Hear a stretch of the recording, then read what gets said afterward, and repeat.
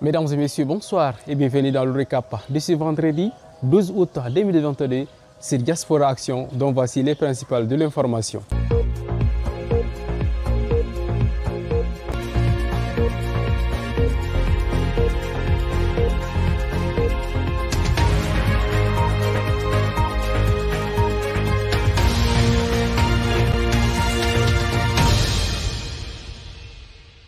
Pour ne rien rater de l'information nationale et internationale, veuillez vous abonner sur nos différentes plateformes Diaspora Action, les yeux de la diaspora.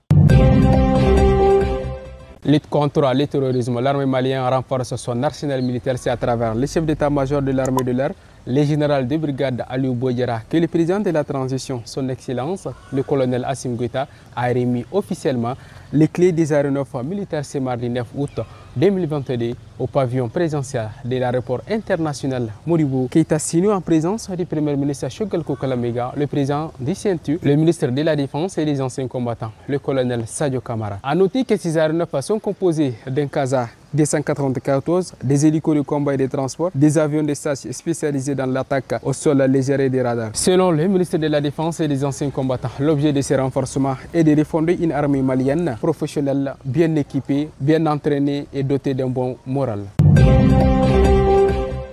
Coopération Mali-Russie 72 heures après la mort de plusieurs soldats maliens dans l'attaque du camp de Tessit. Le président russe Vladimir Poutine a eu un échange téléphonique avec le président de la transition, son excellence, le colonel Assimi Goïta. Au menu des discussions, le renforcement des relations et de coopération militaire entre les deux pays était au rendez-vous. Mali-Sénégal, d'après les informations du journaliste Serge Daniel, le président sénégalais Macky Sall est attendu à Bamako ce samedi 13 août pour une visite de travail. Dans un communiqué rendu public, l'ambassade du Mali au Nigeria porte à la connaissance du public qu'une ressortissante malienne du nom de Fanta Sako, née en 1990 à Bamako, a été victime d'un accident de la route le 28 mai 2022 sur la voie express Abuja-Kaduna. En absence de documents d'identité, toutes les tentatives pour retrouver ses proches sont restées vaines.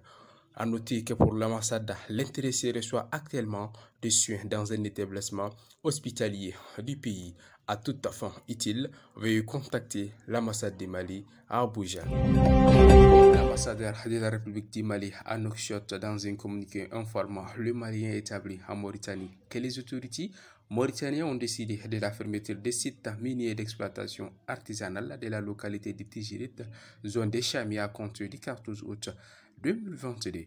En outre, les autorités mauritaniennes invitent les étrangers vivant dans la zone concernée à ne pas participer aux manifestations organisées par les Mauritaniens exploitant ces mines pour ne pas s'exposer aux conséquences des droits. Enfin, l'ambassadeur demande à tous les responsables des associations maliens établis en Mauritanie de s'investir pour passer l'information. Esclavage par ascendance dans la région de Kaï suite à l'assassinat de Djungu Sidibé, âgé environ de 70 ans, coupé en morceaux et brûlé pour avoir refusé d'être esclave. L'association des abolitistes panafricains contre l'esclavage et séquelles monte au créneau. À travers une lettre adressée au président de la transition, elle montre leur mécontentement face à cette situation et invite le chef de la transition malienne à abolir purement et simplement l'esclavage. Pour cela, elle demande l'adoption d'une loi qui criminalise et pénalise l'esclavage, l'esquel et les abolitites de l'esclavage. Deuil national suite à l'attaque du camp de Tessit, le président de la transition, le colonel Assimi Goïta, a décrété un deuil national de 3 jours à compter du jeudi 11 août à 0 heure et déclaré sur toute l'étendue du territoire national à l'hommage des civils et militaires victimes de l'attaque terroriste perpétrée à Tessit dimanche 7 août 2022, paix à leur âme. Ne regarde pas l'évolution de tes amis pour penser que tu es en retard. Sache que chaque fruit mûr en sa saison. C'était là l'essentiel de l'information de cette semaine. On se donne rendez-vous la semaine prochaine. D'ici là, prenez soin de vous. Qu'Allah bénisse les Mali.